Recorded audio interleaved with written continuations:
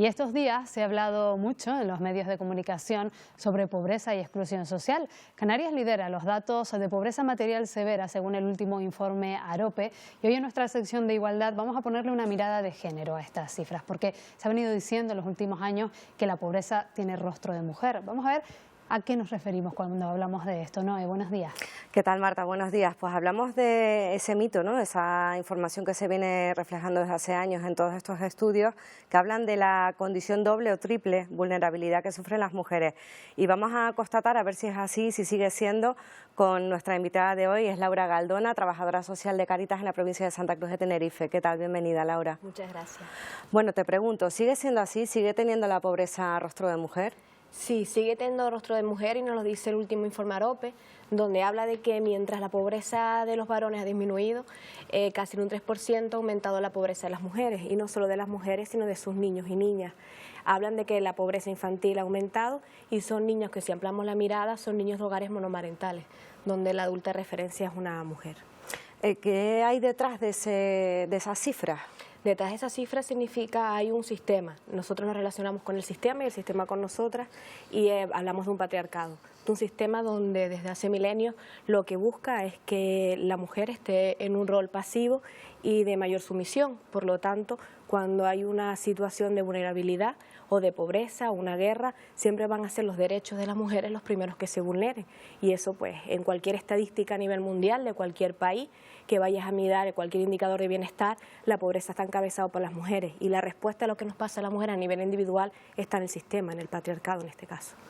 Marta, Cáritas tiene un interesante estudio de hace un par de años que hablaba de la exclusión residencial severa, y me gustaría un poco que Laura nos indique qué es y cómo afecta de manera especial a las mujeres. Sí, la exclusión residencial severa, cuando nos referimos a ella, hablamos de todas aquellas personas que no tienen un hogar seguro al que regresar.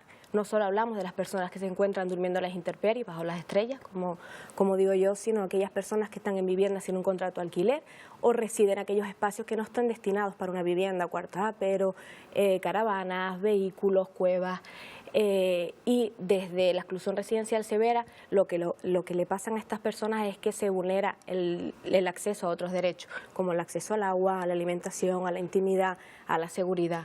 Y en la mirada de género que hemos puesto en este estudio, uno de los datos principales que nos da es que mientras nos encontramos con 700 mujeres en calle frente a 2.000 hombres, es verdad que hablamos de un sinhogarismo encubierto en el caso de las mujeres, porque ellas se encuentran en estos espacios de más difícil acceso, como son viviendas inseguras o viviendas inadecuadas, donde es más difícil detectarlas. Los varones nos los encontramos más en la intemperie, en recursos alojativos, pero son espacios donde las mujeres que de forma innata buscamos la seguridad no podemos estar en un recurso alojativo mixto. Las mujeres sin hogar no es una alternativa viable que ellas acepten, porque no son espacios donde ellas se sientan seguras, pueden sufrir cualquier tipo de abusos, igual que la intemperie. Entonces buscan espacios como viviendas ocupas, infraviviendas, o van rotando de vivienda en vivienda de familiares, amistades o parejas hasta que ellas encuentran una estabilidad. Y además, cuando hablamos de pobreza, también hay un aspecto en el que conviene fijarnos, que es el hecho de que la pobreza se hereda, ¿no? Hablabas de que hay muchas mujeres cuyos hijos también están en esa situación, desafortunadamente, y además un círculo que es difícil de romper, ¿verdad?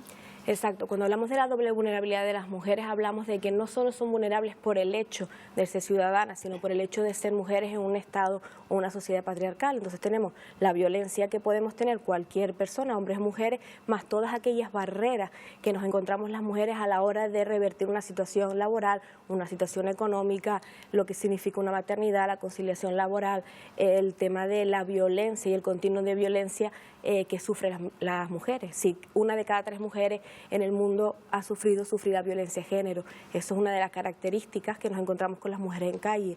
La mayoría de las mujeres han pasado por lo que llamamos el continuum de violencia, por eso los datos de salud mental de las mujeres son superiores a los de los hombres en calle, que se recogen en nuestros estudios, y están relacionados con la violencia que han sufrido por el hecho de ser mujeres. Y aparte, Marta, cuando hablamos de esa exclusión residencial severa y de las peculiares características de las mujeres en situación de sinhogarismo, hay que hablar también de que están expuestas, y de ahí su elección de esas infraviviendas, están expuestas a la violencia sexual.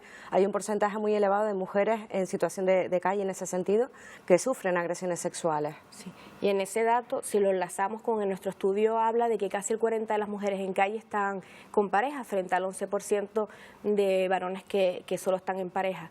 Y lo hablo en las palabras de ellas, cuando les preguntamos por este hecho, ellas siempre lo relatan: yo prefiero que abuse de mí o que me maltrate una sola persona que estar expuesta a la violencia sexual de los varones. Entonces es mucho más difícil para una mujer en situación de calle romper una relación abusiva, porque al final pues soy propiedad de un solo hombre y no soy propiedad de los varones en general.